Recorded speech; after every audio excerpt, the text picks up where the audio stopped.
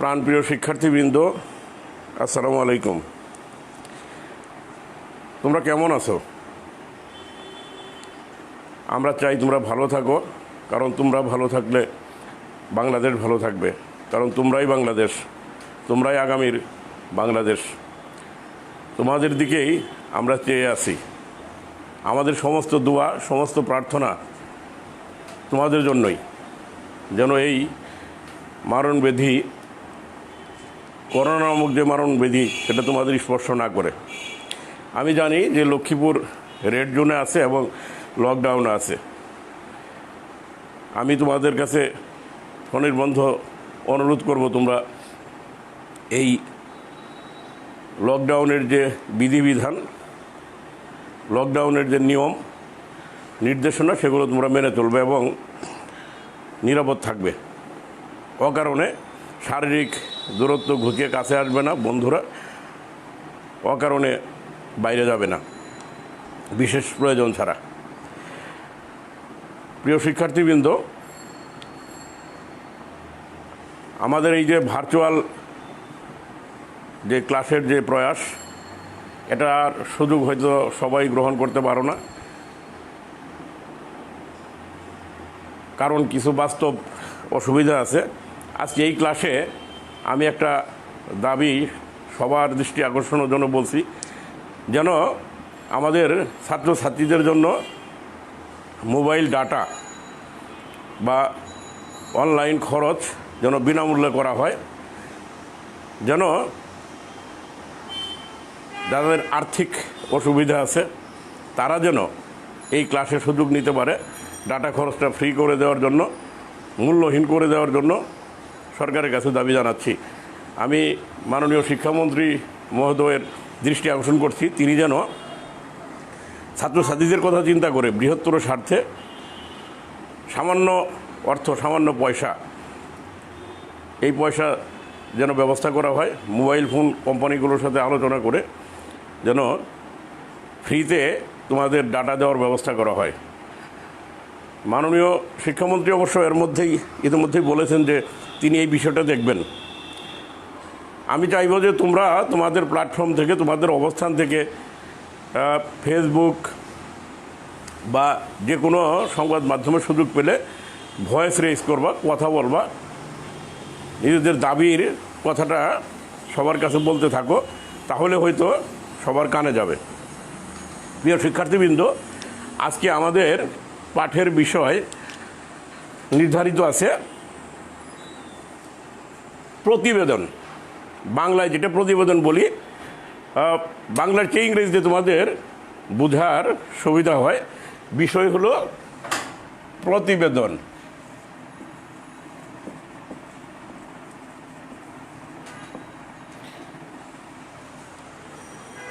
এটা বাংলায় বাংলায় এটাকে আমরা প্রতিবেদন বলি, কিন্তু ইংরেজি এর যে প্রতিশব্দ আছে সেটা আমরা বেশি চিনি। ব্যক্তিগত জীবনে, যাপিত জীবনে, বর্তমানে এই তথ্য প্রযুক্তির কালে রিপোর্ট শব্দটি সবচেয়ে বেশি পরিচিত। আমরা এই বাংলা প্রতিবেদনের মধ্যে রিপোর্টের মেজাজটা কেন জানি আসে না।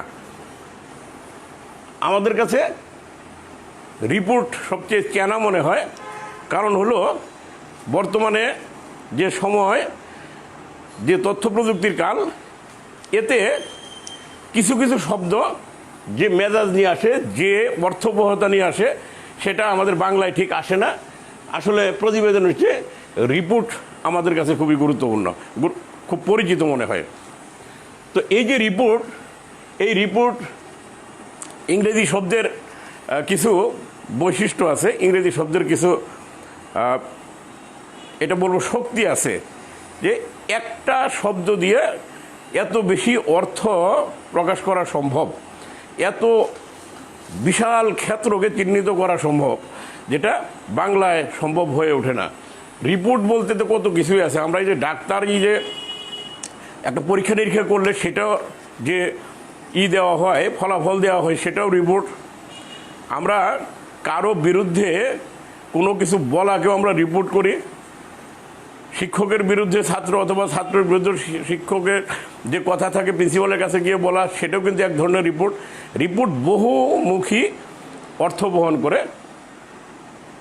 তো আমাদের শিক্ষার একাডেমিক প্রয়োজনে এই অসংখ্য অর্থের কোনো দরকার নাই। আমরা রিপোর্ট বলতে বুঝতে যাব বা প্রতিবেদন বলতে আমরা বুঝব যে সমস্ত বিষয় মানুষকে জানানোর জন্য, জনসমক্ষে ছেড়ে দেওয়ার জন্য প্রচারিত হয়, বিশেষ করে গণমাধ্যমে এবং দাপ্তরিক ক্ষেত্রে।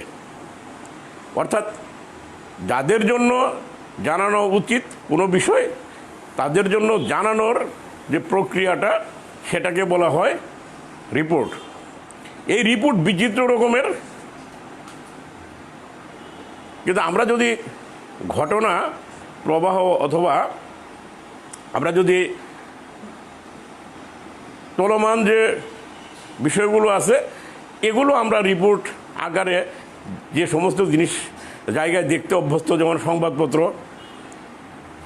সোশ্যাল মিডিয়া, আমাদের টেলিভিশন, ইলেকট্রনিক গণমাধ্যম, এগুলোতে যেভাবে দেখতে অভ্যস্ত সেটা আমাদের পরীক্ষায় সবগুলোই প্রয়োজন নাই। যেমন টেলিভিশনের যে রিপোর্ট, সেটা আমাদের এই পরীক্ষায় বা একাডেমিক প্রয়োজনে আমাদের সেটার দরকার নেই। তা আমাদের রিপোর্ট বলতে আপাত দৃষ্টিতে আমরা যেটা ধরে নেব সেটা সংবাদ মাধ্যমে, লিখিত সংবাদ মাধ্যমে অর্থাৎ প্রিন্ট মিডিয়ায় যেভাবে আসে সেই বিষয়টা। তো এই প্রতিবেদন মানুষকে জানানোর জন্য, মানুষের অবগতির জন্য যে বিষয়গুলো প্রচারিত হয়, সেই বিষয়গুলো বহু রকমের আছে, বহু আকৃতির আছে, বহু প্রকৃতির আছে। কয়েক হাজার পৃষ্ঠায় রিপোর্ট আছে। ধরো জাতিসংঘের জনসংখ্যা রিপোর্ট, বার্ষিক রিপোর্ট যেটা থাকে, সেটা একজনে ঘাড়ে করে নিয়ে যেতে পারবে না, এত মোটা বই থাকে। আবার পত্রিকার পাতায় এক কলামে চুটকি টাইপের 1 ইঞ্চি মাপেরও একটা রিপোর্ট থাকে। এই 2 ইঞ্চি লেখা হতে পারে, তার আধা ইঞ্চি হেডলাইন, এরকম রিপোর্টও আছে। আবার আছে বিশাল বই আকারে, যেটা আমরা ঘাড়ে করে নিয়ে যেতে হবে। তো আমাদের হলো একাডেমিক প্রয়োজন, আমাদের একটা মার্ক ডিস্ট্রিবিউশন আছে, আমাদের একটা মান বন্টন আছে, আমাদের 10 নম্বরের জন্য রিপোর্ট পড়তে হবে। এই কথাটা সবসময় মাথায় রাখলে চলবে যে আমরা 1.5 ইঞ্চি মাপের, 1 ইঞ্চি মাপের রিপোর্ট যেমন লিখলে চলবে না, আবার সেই ঢাউস মার্কা বিশাল আকারের রিপোর্ট হলেও চলবে না। আমাদের নির্দিষ্ট সময়ের মধ্যে নির্দিষ্ট কিছু কথা লিখে আসতে হবে। তাই টাইম ম্যানেজমেন্ট অর্থাৎ সময় ব্যবস্থাপনা খুবই গুরুত্বপূর্ণ। বিশাল আকারে লেখার দরকার নেই। আমরা যখন পরীক্ষার জন্য প্র্যাকটিস করব, পরীক্ষার খাতায় লিখে আসব, একটা রিপোর্ট সর্বোচ্চ 3 পৃষ্ঠার হওয়া উচিত। 10 নম্বর 3 পৃষ্ঠার মধ্যে শেষ করা উচিত। তোমাদের একটা জিনিস মনে রাখা দরকার, তোমাদের জ্ঞাতার্থে বলছি, যে কিছু জিনিস তার আকৃতি দিয়ে নম্বর বন্টন হয় না, বিশাল আকার লিখলেও কিছু হয় না, আবার মোটেই একদম সংক্ষিপ্ত লেখা উচিত না। সেটার কিছু কাঠামো আছে, তার কিছু বৈশিষ্ট্য আছে, সেই বিষয়গুলো অবশ্যই থাকা দরকার। একটা গ্রহণযোগ্য, একটা জুতসই, মানানসই একটা আকৃতি, কিন্তু তার মধ্যে তার যে বৈশিষ্ট্যগুলো আছে, তার যে কাঠামোগত রূপগুলো আছে, সেগুলো থাকা দরকার। এখন রিপোর্ট বিশাল আকারে আমি লিখলাম, কিন্তু রিপোর্টের যে কাঠামো সেটা ঠিক থাকলো না। কোন জাতের রিপোর্ট সেই বৈশিষ্ট্য আমি মেনটেন করলাম না, তাহলে সেখানে নাম্বার পাওয়া যাবে না। তো মোটামুটি পৃষ্ঠা 3 মধ্যে লিখলেই হবে, কিন্তু রিপোর্টের যে বৈশিষ্ট্যগুলো আছে সেগুলো আমাদের অবশ্যই দেখব যে আছে কি না। তো রিপোর্টের বৈশিষ্ট্য যদি আমরা বলি, তাহলে কোনটার কি, তো তার প্রথমে ধরা যাক যে আমাদের কোন কোন রিপোর্টগুলো জানতে হবে আমাদের একাডেমিক প্রয়োজনে। পৃথিবীর সমস্ত রিপোর্ট এই মুহূর্তে তোমাদের চর্চা করার দরকার নেই, অনুশীলন করার দরকার নেই।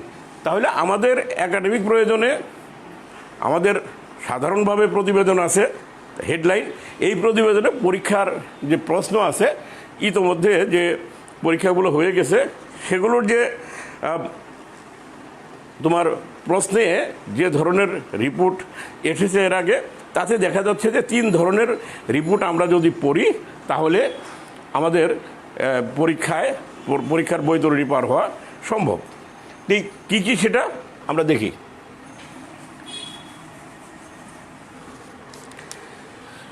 প্রথম হলো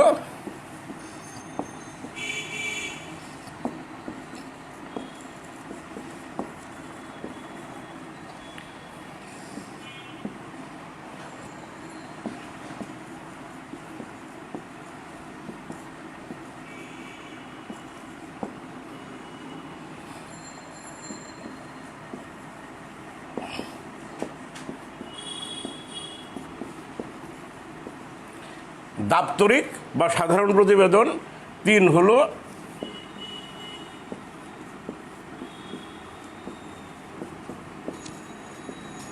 তদন্ত প্রতিবেদন। আমাদের পরীক্ষার জন্য এই 3টা প্রতিবেদন আসলে দরকার, আর পৃথিবীর সমস্ত প্রতিবেদন আলাদা থাক, আমরা এই 3টা নিয়ে কথা বলি। তো আমাদের সবার আগে আসি দাপ্তরিক প্রতিবেদন। এই দুটো আমি মুছে দিলাম। এই আমরা প্রতিদিন সংবাদ প্রতিবেদন দেখি। এই সংবাদ প্রতিবেদন আমাদের বিশেষ করে এই করোনাকালে আমাদের যখন পৃথিবীর সমস্ত দরজা বন্ধ, যখন চলাফেরার রাস্তায় কাটা দেওয়া, তখন আমাদের সামনে খোলা আছে শুধু সংবাদ। আমরা সারাদিন সংবাদ নিয়ে থাকি, সংবাদ দেখি, সংবাদের মাধ্যমে সব কিছু জানার চেষ্টা করি। সংবাদের মূল বিষয় থাকে, আবারও বলছি, যে মানুষকে জনগুরুত্বপূর্ণ, যা মানুষের জানলে উপকার হবে, মানুষের জানার জন্য আগ্রহ আছে, সেই সমস্ত বিষয়কে মানুষের কাছে নিয়ে যাওয়া, প্রচার করা, একই সাথে অসংখ্য মানুষের কাছে। সংবাদ কখনোই একজনের জন্য হয় না। সমস্ত মানুষ, যার ওই মিডিয়াতে অ্যাক্সেস আছে, অর্থাৎ ঢোকার অধিকার আছে, সে সবাই জানতে পারবে। সংবাদপত্রে এমন কিছু লেখা হয় না, বা অনলাইন বা প্রিন্ট মিডিয়ায়, যে কেউ পড়বে কেউ পড়বে না, সবাই পড়তে পারবে। 2টা জিনিসকে জানাতে চায় সংবাদ প্রতিবেদনে, সংবাদপত্র। সেটা হলো, এক হলো তথ্য, 2 উপাত্ত। Information and data. পৃথিবীতে যাই কিছু ঘটুক, তার এই 2 বিষয় থাকে, তথ্য থাকে আর উপাত্ত থাকে। তোমরা জানো, তথ্য এর প্রতিশব্দ হলো ইনফরমেশন, আর উপাত্ত হলো ডাটা। এই ধরো, গতকাল আমাদের বুড়িগঙ্গায় একটা নৌ দুর্ঘটনা ঘটে গেছে। এখান থেকে আমরা 2 বিষয় জানতে পারি। একটা হলো সংঘর্ষ, ফলাফল হিসেবে মানুষের মৃত্যু। এখানে প্রথম কথা হলো সংঘর্ষ, এটা হলো ইনফরমেশন, তথ্য। এই মৃত্যুর কথাটাও ইনফরমেশন, তথ্য। কিভাবে ঘটনাটা ঘটলো সেটাও একটা তথ্য। কিন্তু কয়জন মারা গেল, কয়টা লঞ্চের মধ্যে সংঘর্ষ ঘটলো, এই বিষয়টা হলো ইনফরমেশন, এই ডাটা। অর্থাৎ এই তথ্য আর উপাত্ত ছাড়া সংবাদে আর কিছুই থাকে না। কোনো কোনো সংবাদে কিছু মতামত থাকে, সেটা আবার ভিন্ন রকমের সংবাদ, সেটা তোমাদের এই মুহূর্তে না জানলেও চলবে। সাধারণত সংবাদ প্রতিবেদনের মধ্যে এই 2 বিষয় থাকে। মতামত যদিও থাকেও, সেটা ইনফরমেশনের মধ্যে থাকে, সেটা সাংবাদিকের মতামত না। তাহলে এই তথ্য এবং উপাত্ত পরিবেশন করার নাম হলো সংবাদ। আর সেই সংবাদটা মানুষের কাছে যে ফরম্যাটে তৈরি করে উপস্থাপন করা হয়, সেটা হলো প্রতিবেদন। সংবাদ প্রতিবেদন লেখার ক্ষেত্রে আমি তোমাদের যে বিষয়টা আমাদের প্রচলিত বাজারের বইগুলোতেও আছে, সেই একটা বিষয়কে তোমাদের দৃষ্টি আকর্ষণ করছি, যে সেটার আসলে দরকার নেই। সেটা হলো যে আমরা অনেক বইতে দেখব যে সংবাদ প্রতিবেদন লেখার সময় সম্পাদক বরাবর প্রথম একটা চিঠি আছে, যেমন বরাবর সম্পাদক দৈনিক প্রথম আলো, জনাব সালাম নেবেন, আমি একটা রিপোর্ট পাঠালাম, রিপোর্টটা আপনার পত্রিকায় ছাপিয়ে বাধিত করবেন, নিবেদক অমুক। তারপরে আমরা নিজের ঠিকানা, তারিখ, তারপরে হেডলাইন দিয়ে আমরা সংবাদ প্রতিবেদনের দিকে আগাই। এখন তোমাদের জানতে হবে যে একজন সাংবাদিক নিয়োগকৃত থাকে পত্রিকার, এমনকি তোমার যে লক্ষ্মীপুর এলাকা আছে সেখানেও দেখবো যে প্রথম আলোর একজন সাংবাদিক আছে, উনি ছাড়া আর কেউ সংবাদ পাঠালে পত্রিকা অফিস ছাপবে না। কারণ হলো প্রত্যেক সংবাদের সাথে দায়বদ্ধতা থাকে, প্রত্যেক সংবাদের সাথে সম্পাদকের দায়বদ্ধতা আছে। সম্পাদক মামলা খায়, সম্পাদক জেলে যায়, কাজেই যে কেউ একজন রিপোর্ট পাঠালেই ছাপবে না। যেহেতু একজন অথরাইজড, একজন নিয়োগপ্রাপ্ত ব্যক্তি সংবাদ পাঠায়, এই জন্য তাকে আর সম্পাদক বরাবর চিঠি লিখতে হয় না। তাকে দায়িত্বই দেওয়া হয়েছে সংবাদ লেখার জন্য, তার আবার আবেদন জানাতে হবে কেন? বরং সে সংবাদ না লিখলে সম্পাদক তাকে জবাবদিহির জন্য ডাকবে যে তুমি কেন সংবাদ লেখো নাই। কাজেই ওই অংশটা, ওই বাড়তি অংশটা যেটা তোমাদের সময় পরীক্ষার হলে নষ্ট করবে, সেই সময়টা নষ্ট করার দরকার নেই। ওই অংশ তোমরা আর লিখবে অযৌক্তিক। এটা না জানার কারণে তোমরা জানো যে সংবাদ বা প্রতিবেদন এই বিষয়গুলো হলো কিছু প্রফেশনাল, এটা নির্দিষ্ট পেশার মানুষের কাজ। আমাদের এক্ষেত্রে কিছু স্যারের, শিক্ষকদেরও অজ্ঞতা আছে, আমাদের প্রশ্ন যারা করেন তাদেরও অজ্ঞতা আছে। তারা এই বিষয়টা জানতে চান না যে আসলে একজন সাংবাদিক, যখন তুমি লিখবা তুমি একজন সাংবাদিক হিসেবেই লিখবা, তোমার আর কোনো আবেদন লেখা দরকার নেই। মাস পিপল, সাধারণ মানুষের পক্ষে কোথাও এই সংবাদ পাঠানো সম্ভব না, সংবাদ সেটা ছাপা হবে না। তার জন্য একটা জায়গা আছে, কোনো একটা খবরকে, কোনো একটা বিষয়কে জানানোর জন্য, সেটা হলো তার চিঠিপত্রের কলাম অথবা মতামতের কিছু কলাম থাকে, সেখানে লেখা ছাপা সম্ভব। কিন্তু সংবাদ হতে গেলে সাংবাদিকই হতে হবে। ধরেই নিবা তুমি যখন লিখছো তখন তুমি নিজেই সাংবাদিক, তো তাহলে আমরা ওই অংশটা লিখব না। তো একটা প্রতিবেদন যদি লিখতে হয়, দুনিয়ার সব প্রতিবেদন আমরা লিখতে পারবো না। আমাদের প্রতিবেদন যেটা পরীক্ষার প্রশ্নপত্রে থাকবে সেই বিষয়ে লিখতে হবে। তা আমাদের এখানে তোমাদের দৃষ্টি আকর্ষণ করে বলছি যে আমাদের প্রশ্নপত্রে যে ধরনের প্রশ্ন হয় অনেক ক্ষেত্রেই সেটা মার্ক ডিস্ট্রিবিউশন বা 10 নম্বরের বিষয়ের সাথে বিবেচিত যৌক্তিক বা সঙ্গতিপূর্ণ হয় না। এমন একটা বিষয় দেওয়া হয় যে বাংলাদেশের প্রাথমিক শিক্ষার অবস্থা সম্পর্কে একটা প্রতিবেদন লিখো। এই আমাদের অজ্ঞতা, এটা আমাদের দুর্বলতা যে আমরা যৌক্তিকভাবে প্রশ্ন করতে পারি না। বিশাল একটা ক্ষেত্র, বিশাল ডাটা এবং ইনফরমেশনের দরকার, সেটা একজন ছাত্র পাবে কোথায়? আসলে প্রতিবেদনের প্রশ্ন হওয়া উচিত লোকালিটি বেস, অর্থাৎ তোমার এলাকায় তুমি নিজের চোখে যে বিষয়টা দেখতে পাবে, নিজের মতো করেই লিখতে পারবে, সেই রকম বিষয় থাকা উচিত। এখন যদি ধরো আমরা যদি পরীক্ষার হলে আসলে ঢাকা শহরে যানজট নিয়ে একটা প্রতিবেদন লেখো, প্রশ্নটা করা খুব সহজ। কিন্তু পঞ্চগড়ের একটা ছেলে যদি প্রশ্নের উত্তর লিখে যে আমি জীবনে ঢাকা শহরে যাই নাই, আমি যানজট কীভাবে লিখব? ঢাকা শহর তো হাওয়ার উপর একটা জায়গা, তার বিভিন্ন পয়েন্টে পয়েন্টে বিভিন্ন জায়গায় যানজট হয়। এখন একজন ছাত্র তো ওই মালিবাগের মোড়, মৌচাকের মোড়, মগবাজারের মোড়, ওই 7 রাস্তার মোড়, এই জায়গাগুলো তো একজন ছাত্র দেখে নেই, তাহলে কিভাবে বুঝবে কিভাবে যানজটটা লাগে? সেটা সে জানবে না। কিন্তু আজকের দিনে যানজট সব জায়গায় লাগে। যদি বলা হয় তোমার এলাকায়, তোমার শহরে, এখনও প্রশ্ন আছে, একটা গ্রামের ছেলে বলবো আমি কি শহরে থাকি নাকি, আমি গ্রামে থাকি না। তাহলে প্রশ্নটা হতে হবে এইরকম, এই ধরনের পাশ কাটিয়ে যাওয়া, স্কিপ করার কোনো সুযোগ যেন কোনো ছাত্রের না থাকে। আমাদের প্রশ্নের একটা দুর্বলতা আছে, সেই জন্য আমি সচরাচর যেটা দিই যে তোমার এলাকার, তোমার গ্রামের, তোমার আশপাশের এরকম বিষয়কে দিই, এইরকমই দেওয়া উচিত। তো ওই রকম বিষয়ের ক্ষেত্র দিলে 10 মিনিটের মধ্যে লেখাও সম্ভব না, অনুমানের সমস্ত মিথ্যা তথ্য দিতে হবে। আমি এখানে দৃষ্টি আকর্ষণ করব যে আমাদের যারা প্রশ্ন প্রণেতা আছেন তারা প্রশ্নগুলোকে এমনভাবে করবেন যাতে কোনো ছেলে স্কিপ করার, কোনো ছেলে বা মেয়ে বা পরীক্ষার্থী স্কিপ করতে না পারে। তো প্রতিবেদন, সংবাদ প্রতিবেদন কোনো সংবাদ উপস্থাপনের জন্য যে ফরম্যাট, যে কাঠামোটা থাকে, কিভাবে উপস্থাপন করবে, খালি লিখলেই হবে না। এই কাঠামোটা আমি তোমাদের সাথে প্রাথমিকভাবে আলোচনা করি।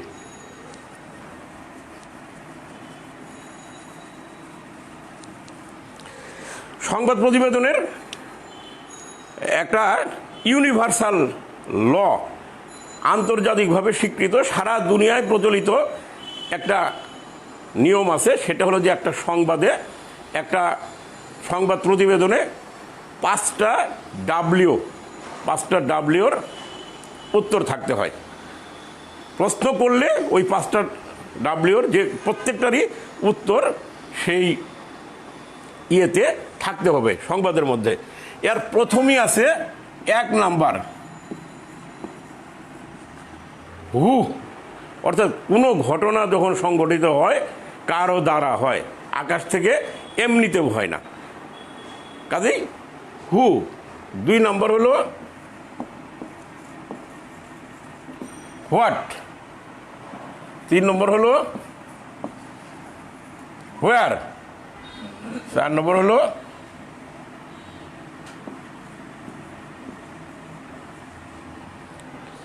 হোয়েন। হু মানে কি, একটা ঘটনা কে ঘটালো, মানে কার দ্বারা সংগঠিত হলো।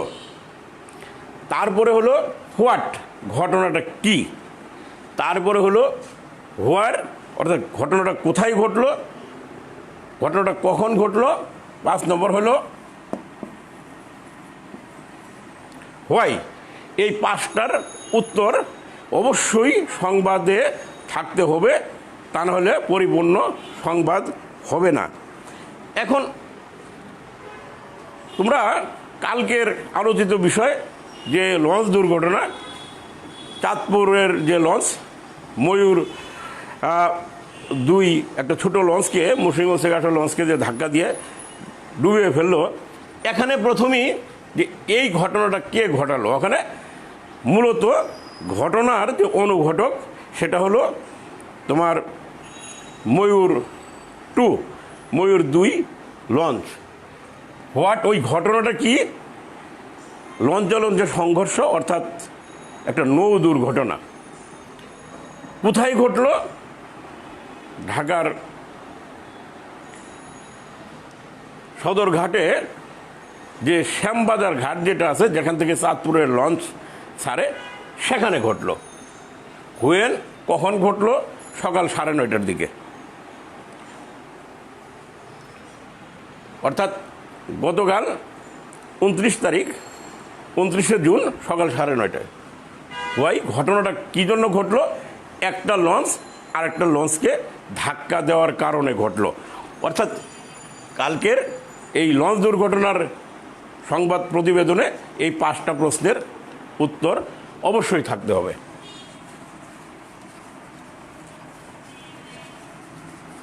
আমি প্রাসঙ্গিকভাবে আরেকটা কথা বলে নিই যে এখন আমাদের ছাত্রছাত্রীদের মধ্যে প্রায় সবারই সংবাদ লেখার বা সাংবাদিক হওয়ার একটা ইচ্ছা আছে, আগ্রহ আছে, প্রবণতাও আছে। অনেকেই পেশার সাথে যুক্ত, কেউ শখে করে। কারণ হলো অসংখ্য মিডিয়া আমাদের সামনে, ভার্চুয়াল জগতে নিউজ পোর্টালের কোনো শেষ নেই। এবং আমাদের যে ফেসবুক, যেটা সবাই ব্যবহার করি, সেটাও আজকের দিনে সংবাদ পরিবেশন করে। আমরা নিজেদের আশপাশে যে ঘটনাগুলো ঘটে আমরা কিন্তু লিখে প্রকাশ করি, প্রচার করি মানুষকে জানানোর জন্য। কাজে আমরা সবাই রিপোর্টার, এক ধরনের রিপোর্টার হয়ে গেছি। কাজেই রিপোর্ট লেখার কাঠামোটা যদি আমরা সবাই জেনে নিই তাহলে ভালো। একটা রিপোর্টের মধ্যে, বিষয়বস্তুর মধ্যে যে 5টা কথা বললাম, 5টা ইনফরমেশন অবশ্যই থাকতে হয়। কিন্তু লেখার যে কাঠামোটা কি, লেখার ক্ষেত্রে 3টা জিনিস থাকতে হবে। 1 নাম্বার, প্রথম কি, এটা হলো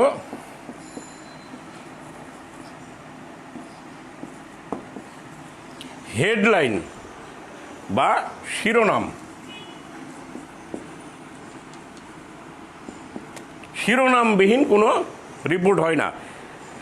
শিরোনাম হলো, যেমন আমি বা তুমি আমাদের নাম ছাড়া আমাদের পরিচয় কী, আমাদের মানুষ কীভাবে চিনবে, কী নামে ডাকবে, সেরকম যে কোনো নিউজের শিরোনাম থাকতে হবে, এর মাথা থাকতে হবে, এর পরিচয়।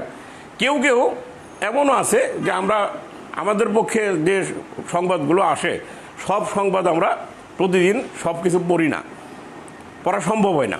আমরা প্রাথমিকভাবে হেডলাইন পড়ে আমরা সিদ্ধান্ত নেই আমার পড়া উচিত কি না, পড়ার দরকার কি না। যখন আমার হেডলাইন পড়ে একটা ধারণা হবে, কেউ কেউ ওই হেডলাইন পড়ে একটা ধারণা নিয়ে রাখে। যদি ওই যে কালকের প্রসঙ্গটা আবার আসুক, যে কালকে যে নৌ দুর্ঘটনা, হেডলাইন পরেই মানুষ ধরে নেয় যে এইরকম একটা ঘটনা ঘটে গেছে যেখানে এতজন মারা গেছে। কাজে হেডলাইনও অর্থবহ হওয়াটা জরুরি। 2 নম্বর হলো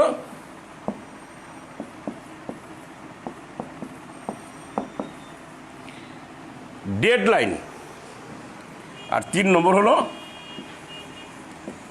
বডি।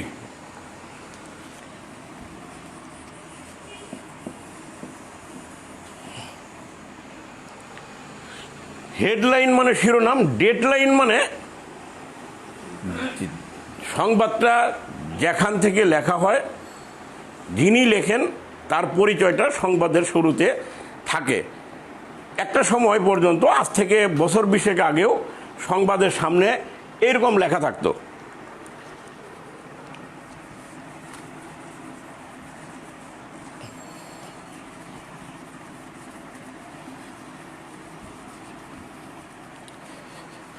তোমার কালকের যে ঘটনাটা ঘটেছে সেই ঘটনাতেও এইরকম এখন লেখার, সংবাদ লেখার রীতিটা পাল্টে গেছে কিছুটা, এইরকম থাকতো।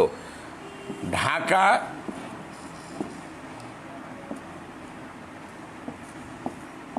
(29 জুন) নিজস্ব সংবাদদাতা অথবা স্টাফ রিপোর্টার।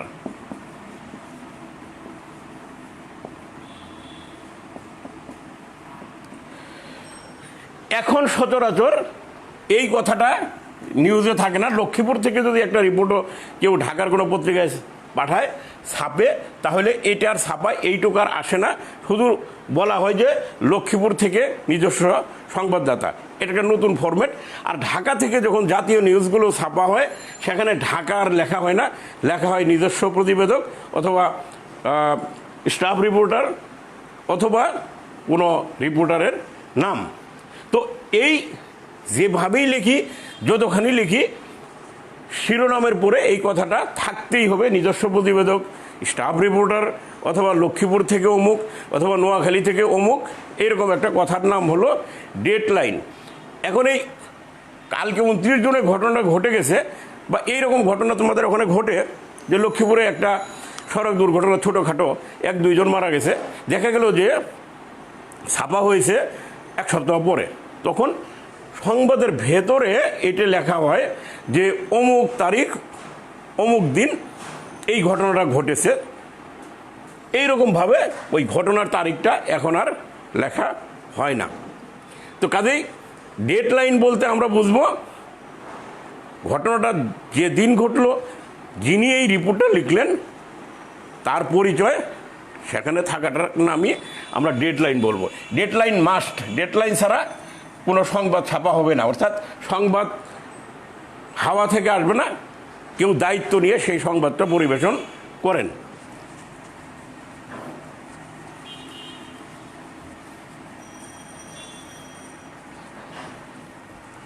এরপরে হলো বডি।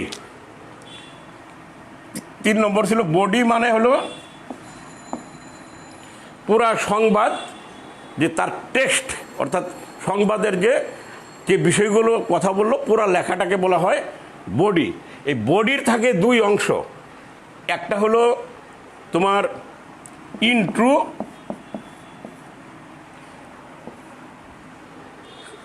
এই ইন্ট্রো আর মূল বডি। এই বডির মধ্যে 2 অংশ, একটা হলো মূল বডি আর একটা হলো ইন্ট্রো। ইন্ট্রো মানে ইন্ট্রোডাকশন, অর্থাৎ ভূমিকা। সংবাদের ইন্ট্রোটা অন্যরকম, সেটা হলো পুরো সংবাদটাকে সংক্ষিপ্ত করে এক লাইন বা দুই লাইন, এক বাক্য বা দুই বাক্য বা তিন বাক্যের মধ্যে এনে ওই যে 5টা ডাব্লিউর কথা বললাম, 5 ডাব্লিউস, এই 5 ডাব্লিউসকে যেন ওই ইন্ট্রোর মধ্যে পাওয়া যায়, 2 লাইন 3 লাইন বা এক লাইনের মধ্যে পাওয়া যায়। ওই রকমভাবে 5টা ডাব্লিউর যে তথ্য আছে বা ডেটা আছে সেগুলোকে প্রথমেই একটা ধারণা দেওয়ার জন্য সংবাদ পাঠককে বা সংবাদের শ্রোতাকে ধারণা দেওয়ার জন্য এক জায়গায় করে সংক্ষিপ্ত আকারে প্রকাশ করার নাম হলো ইন্ট্রোডাকশন। সংবাদপত্রের ভাষায় সেটাকে বলা হয় ইন্ট্রো। এরপরে হলো মূল বডি, অর্থাৎ মূল আলোচনার বিষয়। ইন্ট্রোতে যা বলা হয় সেটাকে ব্যাখ্যা বিশ্লেষণ করে সেগুলোকে স্পষ্ট করার জন্য দীর্ঘ করে লেখার নাম হলো মূল বডি। তাহলে আমরা তোমাদের একটা সংবাদ প্রতিবেদনের স্ট্রাকচার আমরা তাহলে দাঁড় করাই এইভাবে। প্রথম হলো শিরোনাম,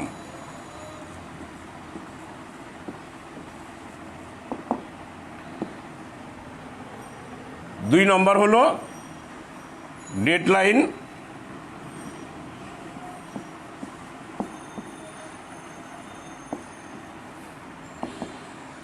3 নম্বর হলো ইন্ট্রো, 4 নম্বর হলো বডি। এটার আর বাংলা তেমন একটা করা হয় নাই। এই কয়টা জিনিস আমাদের পূর্ণ নাম্বার পেতে গেলে, পরীক্ষায় থাকতে গেলে এগুলো থাকতে হবে। শিরোনাম যদি আমরা লিখি তাহলে শিরোনাম আমাদের কি হবে? গতকালের ওই ঘটনাটাই দেখি যে লঞ্চ দুর্ঘটনা, এটা আমাদের খুব মেমোরিতে একদম টাটকা আছে। এই জন্য এই কথাটা বারবার বলছি যে সদরঘাটে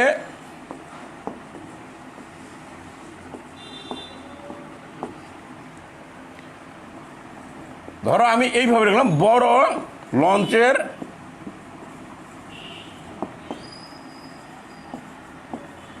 ধাক্কায় ছোট লঞ্চ ডুবি,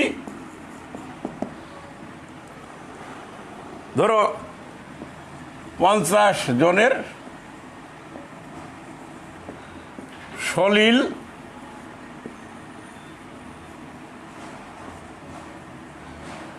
সমাধি। মানে সলিল মানে জল, সমাধি মানে কবর। জলে তো আর কবর হয় না সচরাচর। পানিতে যখন দুর্ঘটনা ঘটে এটা একটা টার্মের মতো, একটা পরিভাষার মতো। যখন পানিতে কোনো কিছু দুর্ঘটনা ঘটে সেখানে মানুষ মৃত্যুর ঘটনা ঘটলে ওই মানুষের সেই মৃত্যুটাকে বলা হয় সলিল সমাধি। তো কি তাহলে আমাদের এই শিরোনামটা এইরকমভাবে লেখা যায়, সদরঘাটে বড় লঞ্চের ধাক্কায় ছোট লঞ্চ ডুবি 50 জনের সলিল সমাধি। হেডলাইনে মূল জিনিসটা থাকলো ঘটনার যে ফলাফল, মূল ফলাফল হলো প্রাণহানি। প্রাণহানি কি? 50 জন মানুষের মৃত্যু, সেই কথাটা হেডলাইনে থাকলো। অর্থাৎ হেডলাইনে ঘটনার যে গুরুত্ব, যে সিরিয়াসনেস সেটা প্রকাশ পায়। মানুষ যত মারা যায় হেডলাইন তত ওজনদার হয়। এই জন্য সংবাদকর্মীরা ঘটনা যখন ঘটে তারা কিন্তু এক ধরনের, আমরা চিন্তা করি যে কোনো জিনিস সহজেই মিটে যাক, কেটে যাক, কিন্তু সংবাদকর্মীরা তার উল্টোটা কামনা করে। তারা চায় যে আরও বড় ঘটনা ঘটুক, তারা রসিয়ে রসিয়ে বড় করে সুন্দর করে লিখতে পারবে। তাহলে শিরোনাম গেল, এরপরে ডেডলাইন। যখন ঢাকা থেকে কোনো একজন বিদেশি সংবাদ মাধ্যমের প্রতিনিধি যখন এই রিপোর্টটা Voice of America, BBC, AP, AFP, PTI, Xinhua, এই সমস্ত আনাতোলিয়া, এই ধরনের সংবাদ মাধ্যমে পাঠাবে, সে তখন এইভাবে লিখবে, Dhaka 29 June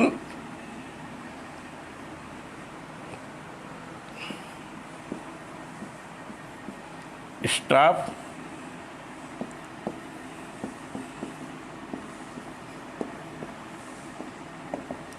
correspondent Dhaka, 29 June staff correspondent, এটা হলো ডেড লাইন।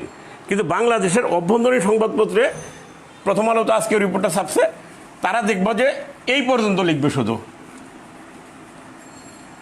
তারা আর ঢাকা উল্লেখ করবে না, তারা শুধু লিখবে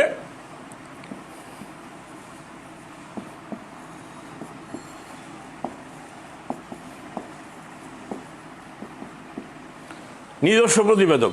এটা হলো ডেড লাইন। অর্থাৎ কে লিখলো যে সংবাদপত্রের যে নিজের যে প্রতিবেদক নিয়োগপ্রাপ্ত, যাকে অ্যাসাইন করা হয়েছিল, দায়িত্ব দেওয়া হয়েছিল, তিনি সেই প্রতিবেদনটা লিখেছেন। এখন এরপরে আসলো ইন্ট্রো। এই ইন্ট্রোটাতে কি থাকবে? আমি বলছিলাম যে 5Ws অবশ্যই সেখানে থাকতে হবে। তাহলে ইন্ট্রো আমরা লিখবো কিভাবে?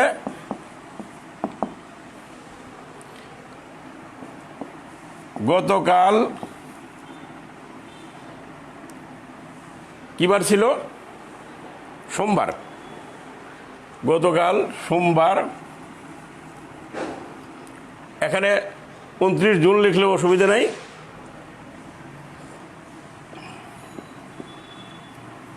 ঢাকার সদরঘাট লঞ্চ টার্মিনালে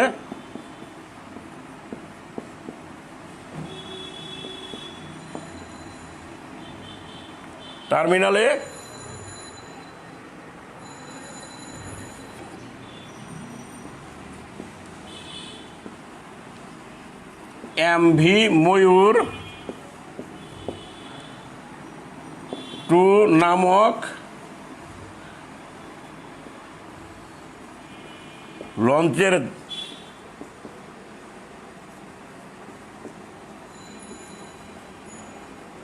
ধাক্কায়, আমরা উপরের দিকে যাই বোঝার সুবিধার জন্য,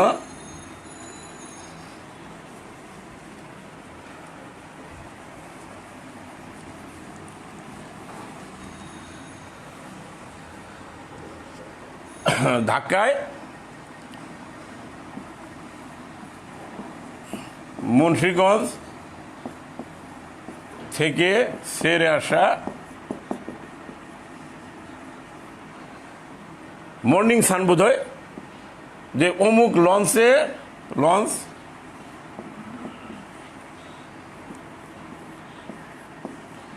ডুবে 50 জনের মৃত্যু হয়েছে।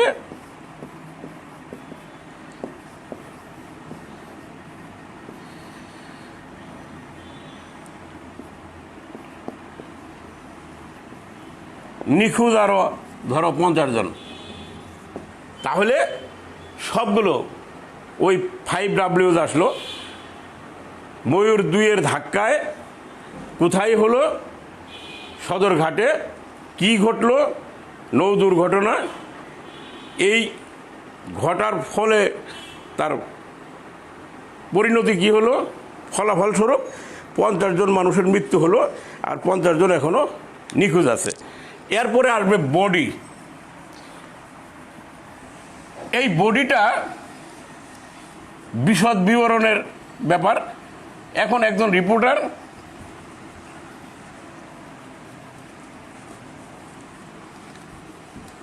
এরপরে নিজের মতো করে লিখতে থাকবে যে সকাল এই কয়টার সময় ওই লঞ্চটা যখন সদরঘাটে ভিড়ার জন্য আসছিল, তখন ময়ূর 2 পিছন দিকে ফিরছিল এবং তার যে মাস্টার, তার যে চালক, তাদের অসচেতনতার কারণে বা ইচ্ছাকৃতভাবে ওই ছোট লঞ্চটাকে ধাক্কা দেয়। লঞ্চটা মুহূর্তের মধ্যে উল্টে যায়। এখন ধরো ঘটনার ভিতরে ঘটনা থাকে, আলাদা রিপোর্ট হয়। যেমন ধরো একজন মানুষকে উদ্ধার করা হয়েছে 13 ঘন্টা পর, কিন্তু তিনি জীবিত। তোমরা জানো যে সর্বোচ্চ 1 থেকে 1.5 মিনিট পানির নিচে সাধারণভাবে মানুষ বাঁচতে পারে। সেই মানুষটা কেন কীভাবে বাঁচলো, কেন বাঁচলো, এ নিয়ে মানুষের কৌতূহলের শেষ নাই। কেউ কেউ বলছে এটা আল্লাহর কেরামতি। আমরা যারা বিশ্বাস করি তারা তো মনে করি যে হায়াত মউতের মালিক আল্লাহ, তিনি যাকে রক্ষা করেন রক্ষা পান, যিনি যাকে রক্ষা করেন না তিনি পান না। কিন্তু আল্লাহ তো সচরাচর অলৌকিকভাবে কাউকে রক্ষা করেন না, যৌক্তিক কারণের মধ্যে দিয়ে রক্ষা করেন বা হত্যা করেন বা মারেন, যাই করেন। তো ওই মানুষটা যে 13 ঘন্টা পরে যে জীবিত উদ্ধার করলো, এটা একটা অ্যাস্টোনিশিং ব্যাপার, একটা বিস্ময়কর ব্যাপার। তো মানুষ সে এক ধরনের কৌতূহল। এই ঘটনার মধ্যে ওইটাকে আবার আলাদা করে একটা রিপোর্ট দেখবো যে সব পত্রিকায় ছাপা হয়েছে যে 13 ঘন্টা পরে জীবিত উদ্ধার, বিস্ময়কর ব্যাপার। সেখানে বৈজ্ঞানিক ব্যাখ্যা দিয়ে বলা হচ্ছে যে মানুষ বেঁচে থাকা সম্ভব যখন কোনো কিছু উল্টে যায়, তার নিচে খানিকটা বাতাস আটকা পড়ে যায়। বাতাসটাকে যেখানে আটকা পড়ে থাকে সেটা একটা পকেট তৈরি হয়, ওই বুদবুদের মতো। পানির ভিতরে নিচের অংশে দেখবো যে খানিকটা খালি জায়গায় থাকে, অনেক সময় উপরে ভারী বস্তু থাকলে আটকা পড়ে থাকে, ওই জায়গায় অক্সিজেন থাকে। ওখানে যদি কেউ শেল্টার নেয়, কেউ যদি আশ্রয় নেয়, তাহলে তার পক্ষে বাঁচা সম্ভব। কালকে যে ঘটনাটা ঘটে গেছে, একজন মানুষ বেঁচে গেছে। মূল রিপোর্টের বাইরে ছোট একটা রিপোর্ট, এগুলো নিয়ে দেখবো যে এই রিপোর্টগুলো নিজস্ব প্রতিবেদক আকারে ছাপা হয়নি, অনেক ক্ষেত্রে ওই সংবাদকর্মীর নামে ছাপা হয়েছে। কারণ উনি বিভিন্ন বিজ্ঞানীর সাথে কথা টথা বলে একটা রহস্য উন্মোচন করার মতো একটা রিপোর্ট ছেপেছে। এটা সাধারণ রিপোর্ট না, এক্সক্লুসিভ রিপোর্ট। এই জন্য এই রিপোর্টের মেজাজটা আলাদা।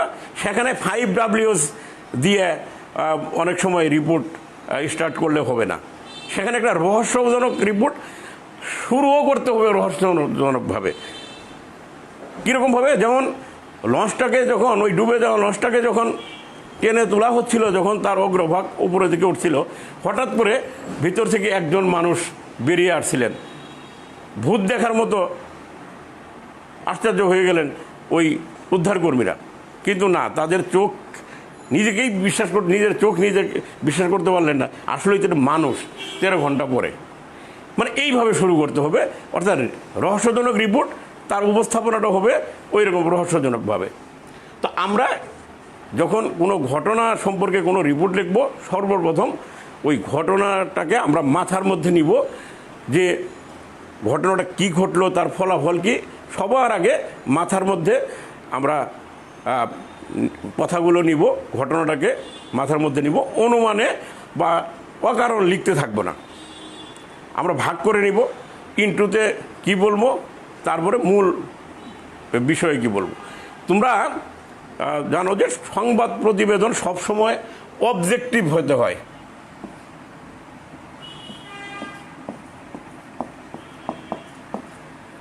অবজেক্টিভ মানে হলো, তোমাদের পরীক্ষার খাতা দেখতে গেলে আমরা এই একটা বিষয়ে আমরা হই যে দেখে বুঝতে পারি যে তোমরা আসলে সংবাদ প্রতিবেদন লিখতে গেলে একজন সাংবাদিকের কীভাবে উপস্থাপন করার দরকার সেটা তোমরা জানো না। যার কারণে তোমরা লেখো আমি গেছিলাম, আমি দেখলাম, আমি করলাম, এই ধরনের রিপোর্ট লেখা যাবে না। এটা অবজেক্টিভ। অবজেক্টিভ মানে হলো নৈর্ব্যক্তিক, অর্থাৎ যখন কোনো কিছুকে উপস্থাপন করার সময় একজন উপস্থাপক নিজে থেকে কিছুই বলেন না, তার চোখ যা দেখে, যার কান যেটা শোনে সেটা বলে। তিনি ব্যক্তি আর থাকেন না, একজন মানুষ আর থাকেন না, তিনি থাকেন রিপোর্টার। রিপোর্টার হলো ওই রোবটের মতো, তার কোনো আবেগ অনুভূতি থাকতে হয় না। যদি রিপোর্টারের নিজের ভাই মারা যায়, তিনি ওই রিপোর্টের মধ্যে কান্নাকাটি করে কিছুই বলতে পারবেন না, কথা বলতে পারবেন না আমার ভাই মারা গেছেন। উনি বলবেন যে এই প্রতিবেদকের ভাই মারা গেছেন।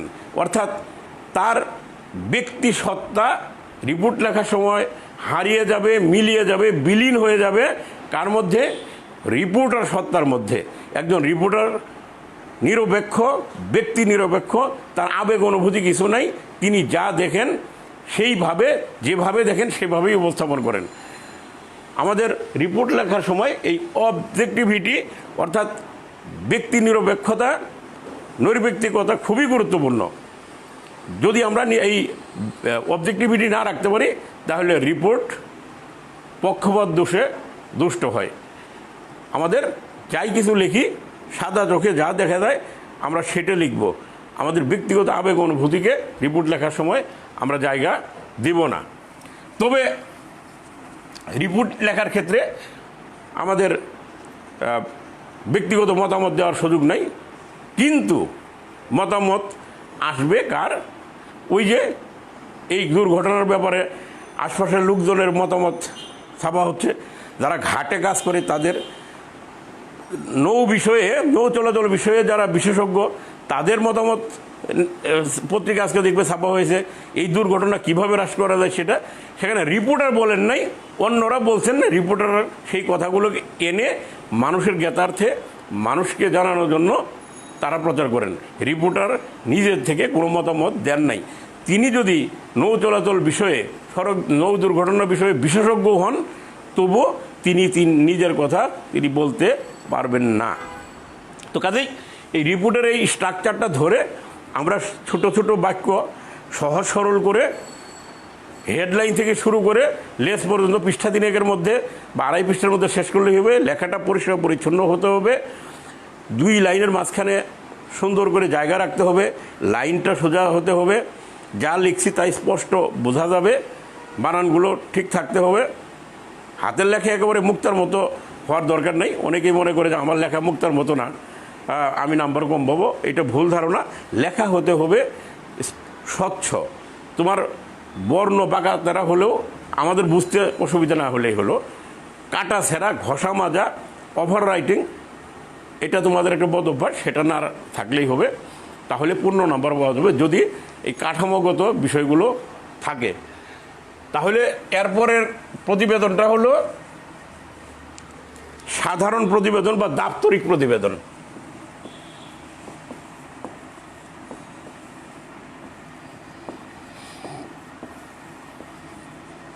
ধরো এই লঞ্চ দুর্ঘটনা সম্পর্কে আমাদের আমরা কলেজের আঙ্গিনা থেকে যদি কল্পনা করি, যে ঘটনাগুলো ঘটে প্রত্যেকেরই একটা রিপোর্ট প্রতিষ্ঠান প্রধান নিজে সংরক্ষণ করেন। এমনকি তাকে ডিজি অফিস, মন্ত্রণালয় বিভিন্ন জায়গায় জানাতে হয়। যেমন 16ই ডিসেম্বর, 26শে মার্চ, 21শে ফেব্রুয়ারি প্রভৃতি এই যে জাতীয় অনুষ্ঠান আছে, জাতীয় দিবস আছে, উপলক্ষ আছে, এখানে যে অনুষ্ঠানের আয়োজন করা হয় সেটা আমাদের প্রতিষ্ঠান প্রধান তার কর্তৃপক্ষকে জানান যে এইভাবে আয়োজন হয়েছে। এই দাপ্তরিক প্রয়োজনে যে রিপোর্টটা লেখা হয়, যেটা সংবাদ প্রতিবেদনও হয় সেটা তার ফরম্যাটে, আবার দাপ্তরিকভাবে সেটা নিজের কাছে রাখা, ঊর্ধ্বতন কর্তৃপক্ষের কাছে জানানোর জন্য, এটা মাস পিপলের জন্য না, সেটাকে বলা হয় দাপ্তরিক প্রতিবেদন। তো গতকালের যে ঘটনাটা আছে, এই ঘটনাটাও যে নৌ পরিবহন মন্ত্রণালয় আছে অথবা এই ঘাট কর্তৃপক্ষ আছে, নৌ পুলিশ আছে, তাদেরও নিজেরা সেই ঘটনাটাকে একটা রিপোর্ট আকারে তারা রাখবে।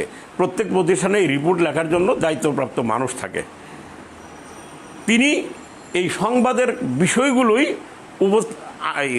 করবেন, সংরক্ষিত করবেন, লিখে রাখবেন। বিষয়টা এইভাবে, সেখানে ওই ইন্ট্রো আর বডি দীর্ঘ বর্ণনামূলক বিষয় থাকে না, সেখানে থাকে হলো একটা হেডলাইন থাকে। যেমন সদর এত তারিখের দুর্ঘটনা, সে 1 নাম্বার 2 নাম্বার দিয়ে লিখতে থাকবে। ওই রিপোর্টার 1 2 3 4 এইভাবে লিখবেন ঘটনা প্রবাহটা, কি ঘটনা ঘটলো, কিভাবে ঘটলো, পরিণতি কি হলো, সেটা উদ্ধার কার্যক্রম কারা করলো, একটা পুরো ঘটনার একটা বর্ণনা থাকবে 1 2 3 4 এইরকম করে নাম্বারিং দিয়ে। এবং শেষে যিনি লিখবেন তিনি স্বাক্ষর দিবেন, নিজের নাম, পরিচয়, মোবাইল নাম্বার সব কিছু দিবেন। এমনকি যদি সাথে কোনো ছবি থাকে, সিডি থাকে, সেগুলো যুক্ত করে দিবেন। এটা সংবাদ প্রতিবেদনটাকেই কনভার্ট করা যায় সাধারণ প্রতিবেদন হিসেবে। তবে কাঠামোটা ওই যে ইন্ট্রো আর বডি থাকবে না, সেখানে নাম্বার দিয়ে দিয়ে হেডলাইনটা থাকবে। এবং অনেক সময় এই রিপোর্ট লেখার জন্য দায়িত্বপ্রাপ্ত মানুষ থাকে, সরকারি বা কোনো প্রতিষ্ঠান যদি চিঠি দিয়ে দায়িত্ব দেওয়া হয় যে আপনি এ ব্যাপারে একটা রিপোর্ট দেন, তাহলে উনি যিনি চিঠি দিবেন তাকে অ্যাড্রেস করে আরেকটা চিঠি দিবেন যে আপনার এই চিঠির বক্তব্য অনুসারে দায়িত্বপ্রাপ্ত হয়ে আমি এই প্রতিবেদনটা দাখিল করলাম, তারপরে প্রতিবেদনটা লিখবে, শেষ। এবং এটা লেখার ক্ষেত্রে এটা সংবাদ প্রতিবেদনের চেয়ে একটু বড় করা সম্ভব, কারণ এখানে ডিটেলস বর্ণনা দেওয়া যায়। তবে তোমাদের একটা জ্ঞাতার্থে বলছি যে আমাদের যে প্রতিবেদন পরীক্ষার খাতায় আসে সেগুলো দাপ্তরিক প্রতিবেদন হিসেবে ওইভাবে মার্ক করে চিহ্নিত করে কোনো রিপোর্ট আসে না পরীক্ষার খাতায়। পরীক্ষার খাতায় সচরাচর সংবাদ প্রতিবেদন চাই, কোথাও উল্লেখ থাকে এ ব্যাপারে একটা সংবাদ প্রতিবেদন লিখো, কোথাও উল্লেখ থাকে না।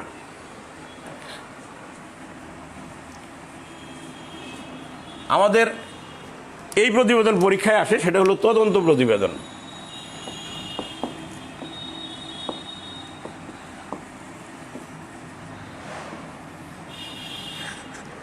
তদন্ত প্রতিবেদন একই ঘটনার, যেমন ওই যে কালকের যে ঘটনা সড়ক লঞ্চ দুর্ঘটনা, সেক্ষেত্রে দেখবা যে সরকার 7 সদস্য বিশিষ্ট নৌ পরিবহন মন্ত্রণালয় একটা কমিটি গঠন করেছে।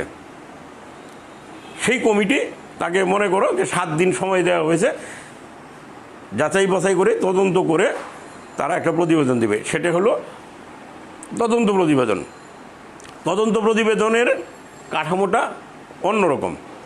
যেমন গতকালই একটা চিঠি যে 7 জন সদস্য আছে তাদেরকে সার্ভ করা হয়েছে, দেওয়া হয়েছে, তাদের হাতে ধরিয়ে দেওয়া হয়েছে সেই নৌ পরিবহন মন্ত্রণালয়ের হয়তো মন্ত্রী অথবা সচিব, যে আপনারা এ ব্যাপারে তদন্ত করবেন, আপনি হলেন এই তদন্ত কমিটির আহ্বায়ক আর অমুক অমুক সদস্য।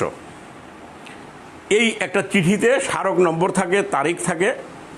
যখন প্রতিবেদন দাখিল করবেন তদন্ত শেষে, তখন ওই চিঠিটা খুব গুরুত্বপূর্ণ, ওই স্মারক নম্বর গুরুত্বপূর্ণ। কিভাবে লিখবেন? সর্বপ্রথম ওনারা তদন্তের প্রতিবেদন লেখার আগে ওই অ্যাড্রেসটা করতে হবে। যেমন বরাবর সচিব, নৌ পরিবহন,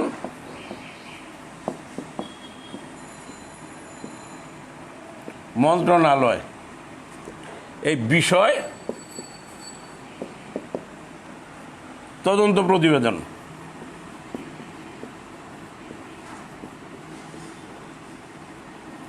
এইবার যে তদন্তকারী দল, তাদের পক্ষ থেকে বলা হবে, জনাব আপনার এত তারিখের পত্র যার স্মারক নম্বর এত, সেই পত্রে প্রদত্ত ক্ষমতা বলে অথবা সেই পত্রে অর্পিত দায়িত্ব বলে আমরা 29 জুন 2020 সালের নৌ দুর্ঘটনা বা লঞ্চ দুর্ঘটনা সম্পর্কে নিম্নলিখিত প্রতিবেদনটি দাখিল করছি। নিবেদক বা বিনীত ওই তদন্ত কমিটির পক্ষে যিনি আহ্বায়ক তিনি লিখতে পারেন, অথবা 7 জনের, এই 7 জনেরই নাম থাকতে পারে। তারপরে গিয়ে ওনারা প্রতিবেদন লেখা শুরু করবেন। তাহলে সংবাদ প্রতিবেদনে আমি বলছিলাম যে অ্যাড্রেসিং দরকার নাই, কিন্তু তদন্ত প্রতিবেদন অথবা সাধারণ প্রতিবেদন দুইটাতেই অ্যাড্রেস করার ব্যাপার আছে। যিনি দায়িত্ব দিবেন তাকে অ্যাড্রেস করে, তাকে সম্বোধন করে, তার বরাবরে ছোট্ট একটা চিঠি দিয়ে মূল কথাগুলো লিখতে হবে। তদন্ত প্রতিবেদন লিখতে গেলে আজকের দিনে সাক্ষাৎকার নিতে হয়, ছবি তুলতে হয়, সেগুলো ডকুমেন্টস। তাহলে প্রথমেই কি করব, ওই কথাগুলো লেখা শেষ হলে ওই যে 1, 2, 3 দিয়ে আবার তারা লিখবেন। শিরোনাম থাকবে যে লঞ্চ দুর্ঘটনা সম্পর্কে প্রতিবেদন, এই কথা লিখে 1, 2, 3 এইভাবে তারা লিখবে যে ঘটনাটা এই সময় ঘটে। ঘটনার এই দুইটা লঞ্চের মধ্যে ঘটনাটা ঘটে, তার ফলাফল এটা তদন্ত করে দেখা গেছে যে এই লঞ্চটা এখান থেকে আসলো, এই লঞ্চটা এখানে যাচ্ছিল। এখানে যিনি মূল চালক তিনি না থেকে আরেকজন থাকতে পারেন। টোটাল বিষয়টাকে সাম আপ করে বর্ণনা করবেন এবং বিভিন্ন জনের সাক্ষাৎকার, বিভিন্ন জনের দেওয়া তথ্য, স্বীকারোক্তি, এগুলোকে অডিও, ভিডিও বা লিখিত আকারে তারা চাইতে পারেন, সেগুলো এই প্রতিবেদনের সাথে জুড়ে দেওয়া লাগতে পারে। প্রতিবেদনের প্রথম অংশটা হলো ঘটনার বর্ণনা, এরপরে মতামত বা অবজারভেশন নামে একটা বিষয় থাকে, যে দেখা গেছে যে অমুকের কারণে এই ঘটনাটা ঘটেছে বলে প্রতীয়মান হয়, এইভাবে কাউকে দায়িত্ব দিয়ে একটা মতামত দিবে এবং শেষে থাকবে সুপারিশ। এই সুপারিশ ছাড়া কোনো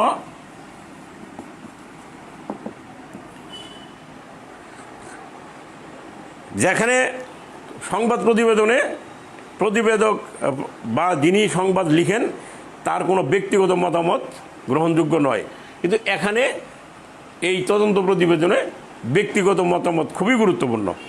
একটা লঞ্চ দুর্ঘটনা তদন্ত করাই শেষ কথা নয়, যে ভবিষ্যতে যাতে এই লঞ্চ দুর্ঘটনা আর না ঘটে, কী করণীয়, কী ব্যবস্থা নেওয়া উচিত এবং কার দায়িত্ব বেশি, সেই দায়িত্ব অবহেলার জন্য বা দায়িত্ব না পালন করার জন্য কী শাস্তি দেওয়া যেতে পারে, কী সতর্ক করা যেতে পারে, এই ধরনের কথা এই সুপারিশের লেখা থাকতে পারে।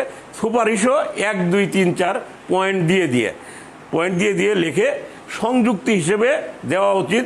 এই একটা অডিও ক্লিপ, 2টে ভিডিও ক্লিপ, 2টে লিখিত ডকুমেন্টস, এই ধরনের দিয়ে আমরা শেষে ওই যে তারিখ দিয়ে, বাম পাশে তারিখ দিয়ে ডান পাশে তদন্ত কমিটির যে যারা সদস্য তারা স্বাক্ষর করবেন। তো আমাদের পরীক্ষায় সংবাদ প্রতিবেদন বেশি আসে। সংবাদ প্রতিবেদন যদি তোমরা রেগুলার সংবাদপত্র পড়ো, কিভাবে লিখে এটা তোমরা যদি লক্ষ্য করো, তাহলেই তোমাদের রপ্ত হওয়া সম্ভব। একাধিকবার লিখে চর্চা করলেও হয়। সবচেয়ে বড় কথা হলো যে লেখা, এটা পড়ার বিষয় না। এই ধরনের টপিক, এই ধরনের প্রসঙ্গ পড়ে কিছুই হবে না।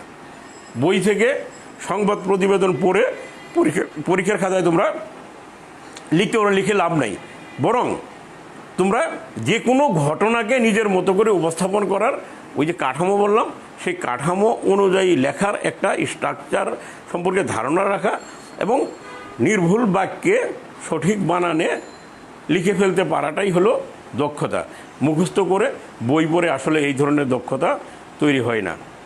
তো প্রিয় শিক্ষার্থীরা, আজকে প্রতিবেদন সম্পর্কে সাধারণ ধারণা, আমরা যখন মূল ক্লাসে ফিরে যাব তখন আরও হাতে কলমে আমরা এই বিষয়ে চর্চা করব। তোমাদের ক্লাস টেস্টে হয়তো কোনো প্রতিবেদন আমরা লেখাবো। তো আসলে মূল কথা হলো যে আমরা সেই ক্লাসে ফিরে যেতে পারবো কি না। আমরা সবাই দোয়া করি আমরা দ্রুত কলেজে ফিরে যাব, ক্লাসরুমে ফিরে যাব। তোমাদের আমাদের মিলনে লক্ষ্মীপুর সরকারি কলেজের প্রাঙ্গণ মুখরিত হয়ে উঠবে, আবার করে নতুন প্রাণ জাগবে কলেজে। আমরা সবাই মিলে একটা নতুন ভবিষ্যৎ, নতুন স্বপ্ন রচনার স্বপ্ন দেখি। সেই স্বপ্ন আমাদের বাস্তবে রূপ নেবে এই প্রত্যাশা করে তোমাদের জন্য অনেক শুভকামনা রেখে আমি আজকে এখানেই শেষ করছি। তোমাদের জন্য দোয়া থাকলো, তোমরাও আমাদের জন্য দোয়া করো যেন আমরা সবাই ভালো থাকি, আমাদের বাংলাদেশ ভালো থাকে। আসসালামু আলাইকুম ওয়া রাহমাতুল্লাহি ওয়া বারাকাতুহু।